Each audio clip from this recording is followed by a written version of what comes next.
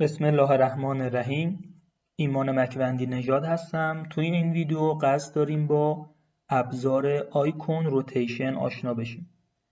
از این ابزار زمانی استفاده می‌کنیم که بخوایم با توجه به مقدار درون خانه‌های حافظه یک آیکون رو بچرخونیم. به عنوان مثال فرض کنید قصد داریم دما رو با استفاده از یک سنسور بخونیم و با یک عقربه روی این صفحه نمایش بدیم. به این صورت که اگر دما 0 بود عقربه این قسمت رو نشون بده و اگر دما 100 بود عقربه این قسمت رو نشون بده. همچنین میزان دما به صورت عددی در این قسمت نمایش داده بشه. وارد نرم افزار دیگاس میشم.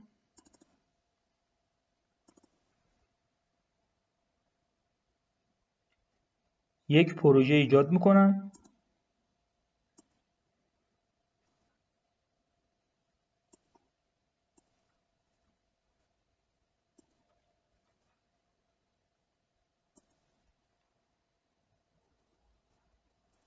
تصویر زمینه مورد نظرم رو کپی میکنم. در پوشه پروژه درون پوشه ایمیج قرار میدم.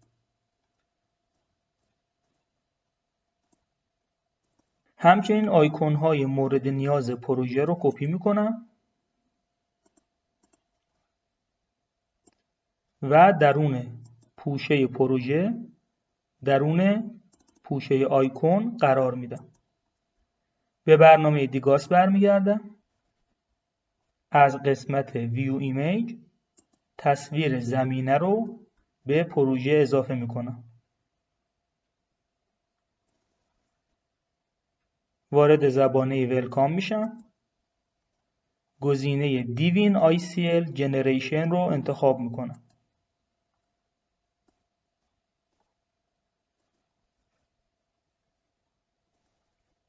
تصویر زمینه رو انتخاب میکنم. فایل ICL تصویر زمینه رو ایجاد میکنم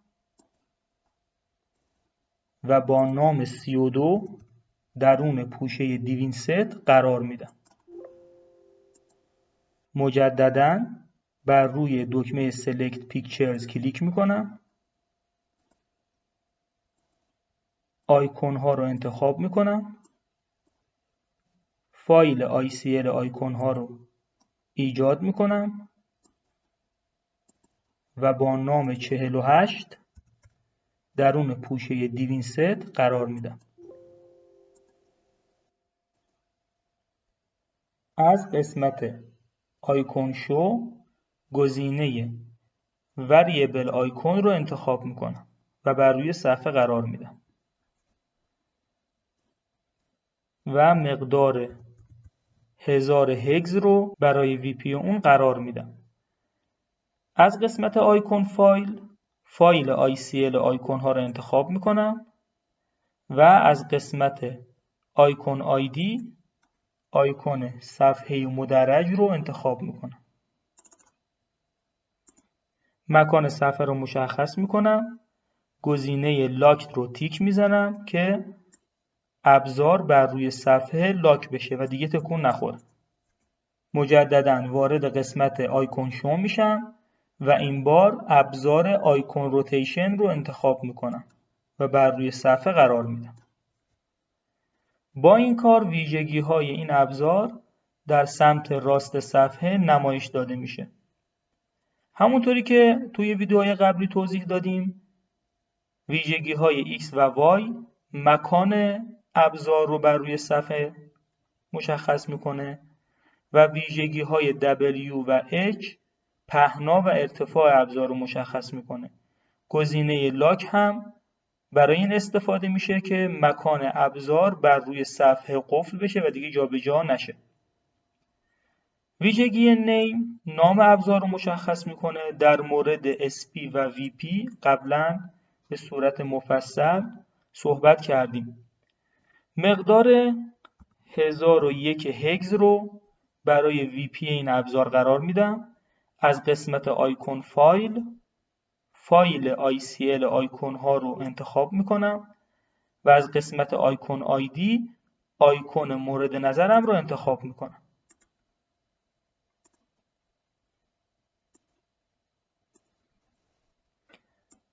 همونطور که مشاهده میکنید آیکون نمایش داده میشه.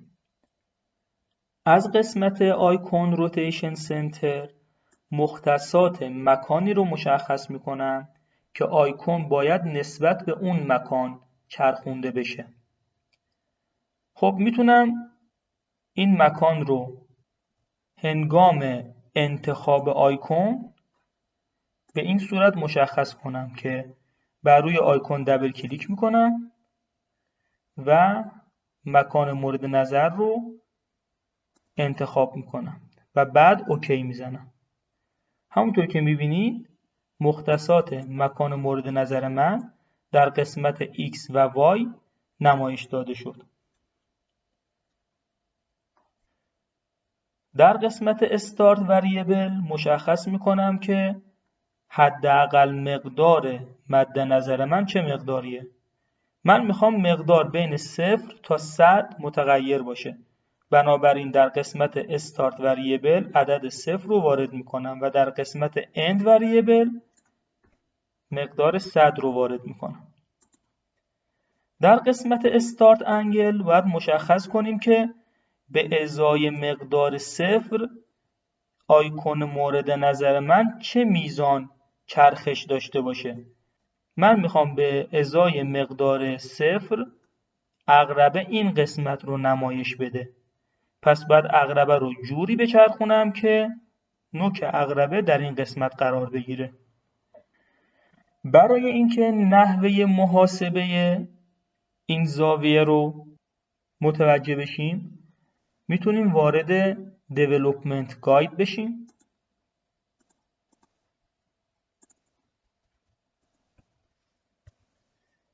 و عبارت آیکون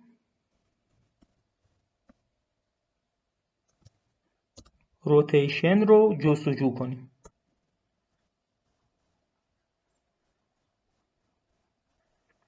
همونطور که مشاهده میکنید در این صفحه ویژگی هایی که توضیح دادم نمایش داده شده و اگر به این قسمت توجه کنید میبینید که نحوه محاسبه زاویه ها رو بیان کرده. نکته که باید توجه کنیم اینه که مقداری که من در قسمت استارت انگل و اند انگل وارد میکنم بر اساس نیم درجه محاسبه میشه. یعنی اگر من بخوام آیکون به مقدار 90 درجه چرخش داشته باشه و در این قسمت قرار بگیره باید 90 رو ضرب در 2 کنم و مقدار 180 رو در قسمت استارت انگل قرار بدم. توی این صفحه برای محاسبه استارت انگل یعنی این قسمت به این صورت عمل کرده. گفته که ما یه 360 درجه باید بتابیم منهای یه 90 درجه و یه دونه 22.5. یعنی به این صورت عمل کرده 360 منهای 90 منهای 22.5 که نتیجه شده 247.5.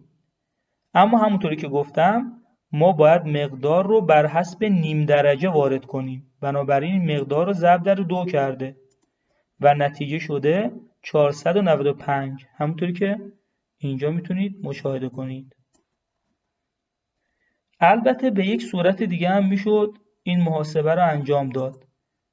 به این صورت که ما بگیم 270 منهای 22.5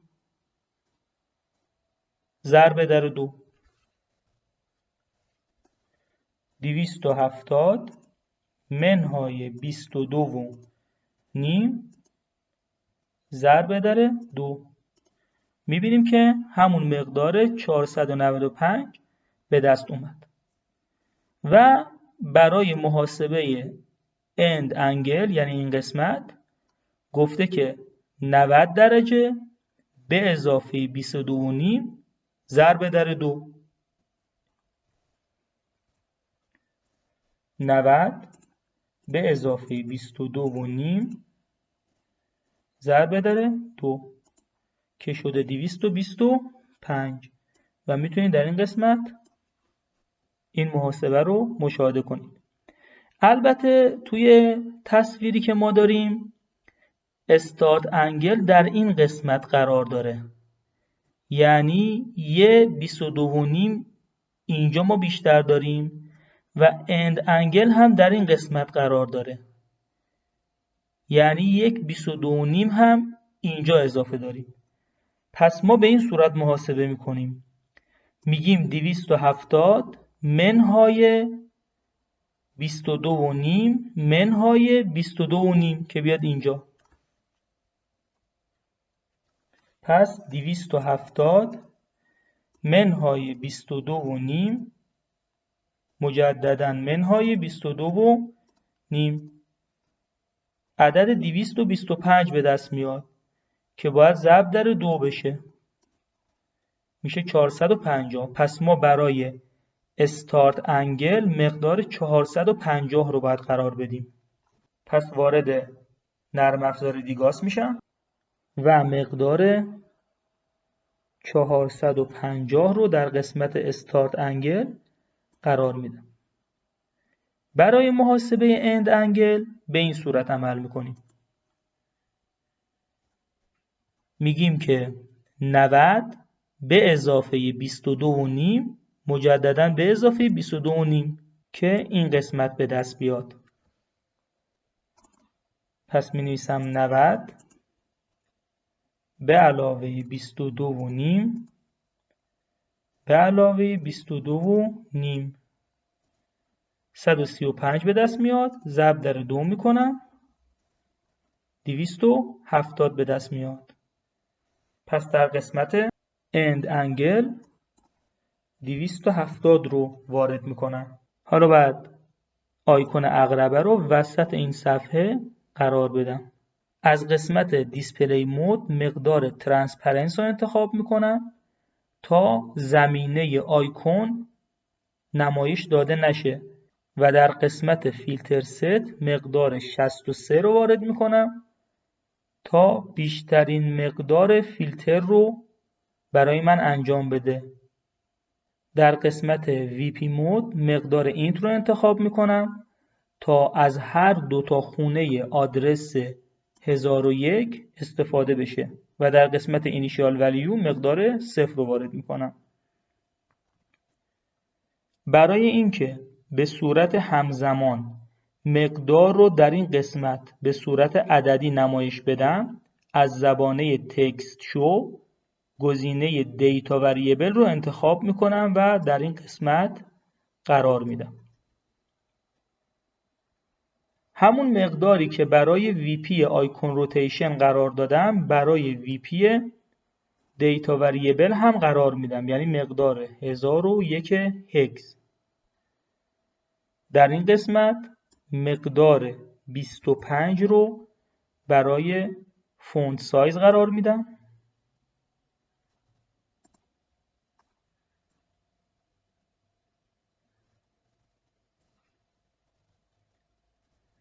و در قسمت اینتیجر دیجیت مقدار 3 رو قرار میدم، چون که حد اکثر مقداری که ما میخوایم نشون بدیم مقدار 100 و 3 رقم داره.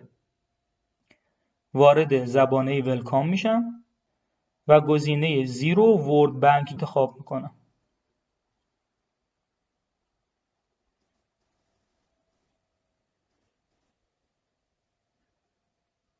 تنظیمات رو انجام میدم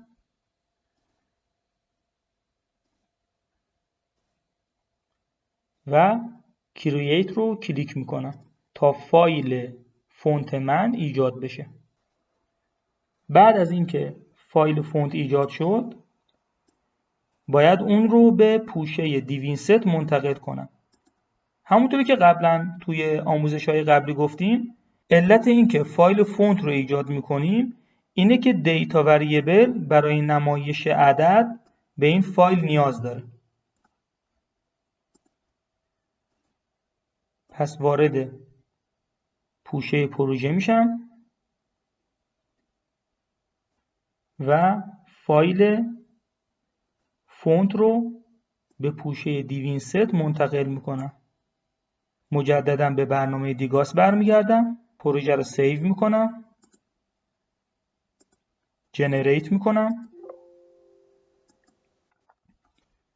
و بر روی نمایشگر قرار میدم.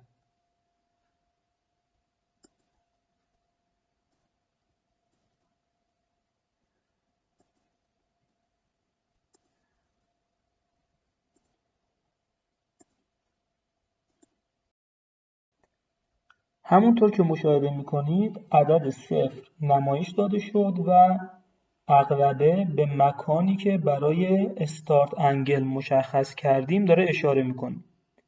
حالا اگر به طریقی من مقدار 50 رو درون خانه 1001 قرار بدم، عقربه باید به وسط محدوده بین استارت انگل و اند انگل اشاره کنه. برای اینکه این موضوع رو تست کنیم وارد قسمت ستینگ میشم، گزینه دیگاس سریال پورت رو انتخاب میکنم،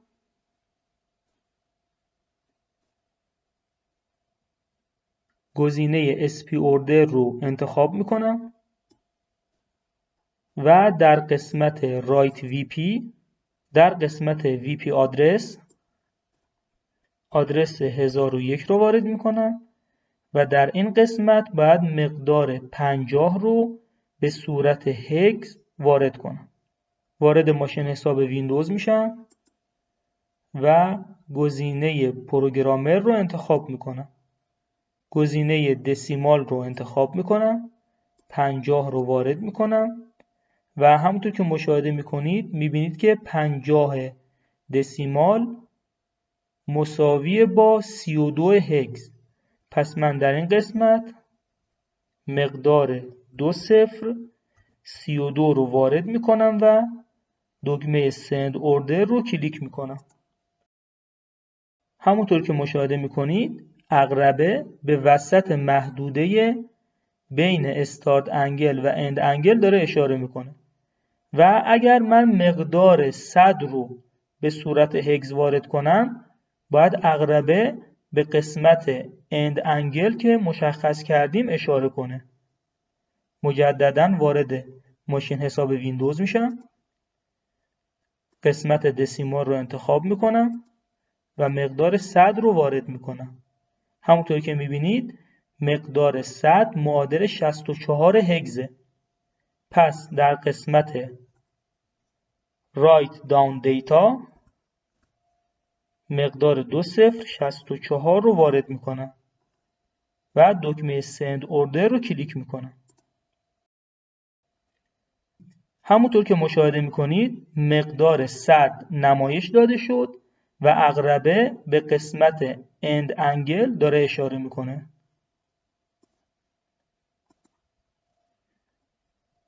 این هم از ابزار آیکون روتیشن.